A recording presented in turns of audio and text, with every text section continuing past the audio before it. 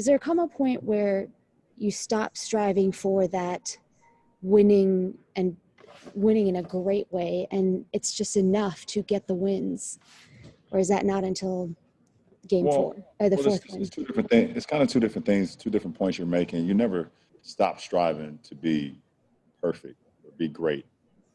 And you know that a perfect game is not going to happen, but that don't mean you still don't strive to be as great as you can be every night. Now, every game has its own, adjustments and things of that nature. And, tonight was one of those games where we had to win on the defensive end and make some timely shots.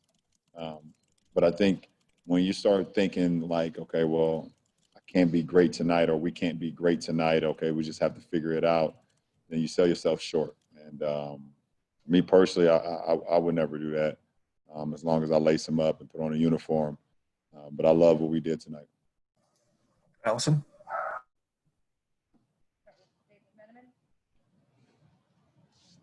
LeBron, you guys took a 5-point lead to the fourth quarter and won the game, which made you, as a team, 56-0 this season, taking a lead into the fourth. What does that say about the makeup of your team, and do you take any pride in being on a team that can possess that stat? Well, I think the fourth quarter obviously is winning time. You got 12 minutes to buckle down defensively with the lead, try to hold that lead, and then you have to execute offensively. And, obviously didn't know the stat, coming into tonight, but for us, that's just the mindset. We got 12 minutes. And if we have the lead, it's our job to outscore the opponent or hold them to less points as us, which is the same exact thing. And because if we win the quarter, we win the game. And that's kind of been our mindset all year long. I know you talked about AD's great games and said that's who AD is, but in the last 2 days, from where he sort of told us after game 3, he felt like he could have been more aggressive to the guy he was after hitting that shot with 39 seconds left, beating his chest. What did you see in sort of his just getting back to that place where he can be the player that he can be? He's a big shot maker in the shot clock, early in the shot clock, fourth quarter, first quarter, everything in between. And it was just a great setup by Doe.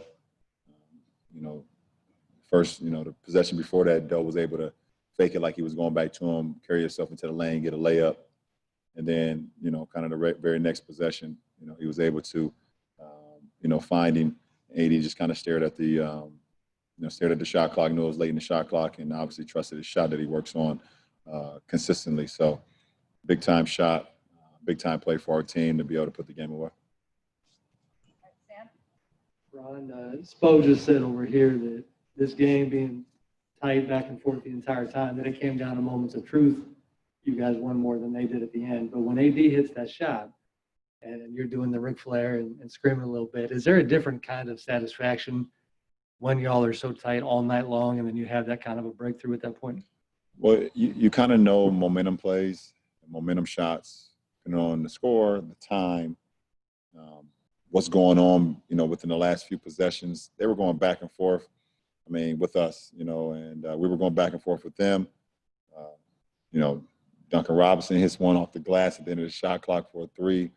Bam hits one off the glass, and, right there before we thought that possibly went in. Obviously, it didn't count. Hero hit some big shots. So we were Jay Crowder, me and, Doe had a clean rebound. We both going for it. We smash each other in the paint. They kick it out to Jay Crowder. He hits a shot. So, to be able to, get some stops and then make a timely shot up 6, kind of if you make that shot, that 3 to put you up 9 at that point in time of the game, then you kind of want to get one more stop, obviously, but it's, you got the time on your side. And because it's a 3-possession game with 39 seconds. Most veteran ball clubs will be able to survive that. But just a big time play, big time moment, for not only for AD, but for our ball club and for our franchise. LeBron, what is an extra day of rest mean in a very physical series like this? And does it matter more to you now than it used to?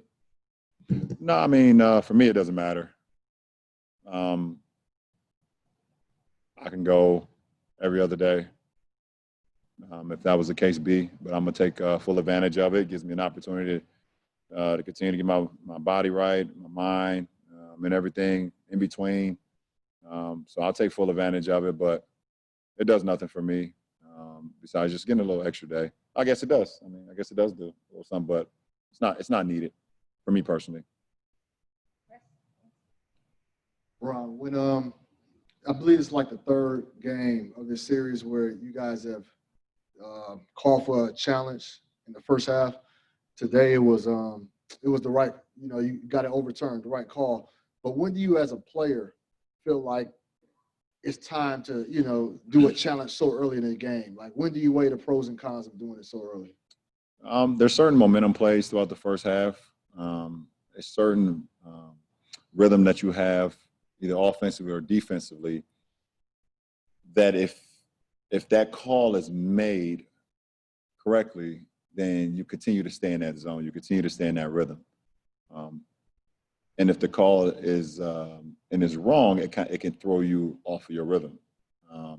So we've wanted to challenge some things in the first half that we just felt like, okay, even if we were right, maybe that's not the time. We still got our rhythm. We're good, whatever the case may be. But we felt like in that particular moment, we were playing some really good basketball. We was defending at a high level.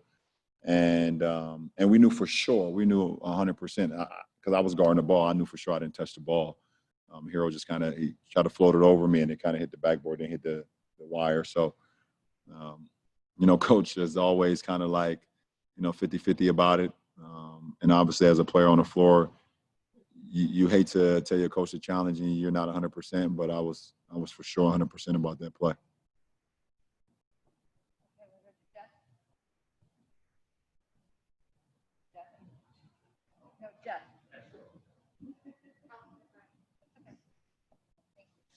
LeBron, mentioning fourth quarter being winning time, you played just about every second of the fourth quarter in this series. One, given score, are you just predetermined that you're going to play out 12 minutes? And then, what is it about the fourth quarter and your performance and a sense of urgency that might be just a little different than the previous three quarters? For me, I mean, at this point in the season, I don't care about rest. I really don't. I don't care about sleep. I don't care about resting throughout the game. And obviously I come out the game, coach has a rhythm and a rotation that we live by and we go by. But I don't care about resting, because I can rest in a week max if it happens to go there. I can rest for a month straight, which I won't do because of who I am. You guys know that. But if I can rest then. I can sleep 8 hours and get up and eat and then go right back to sleep if I want to. KCP and Markeith both talked about a text that you sent saying that this is a must-win game. What was it about today that prompted you to do that? When I woke up from my nap this morning after our team meeting, I just felt that. I felt that vibe. I felt that pressure.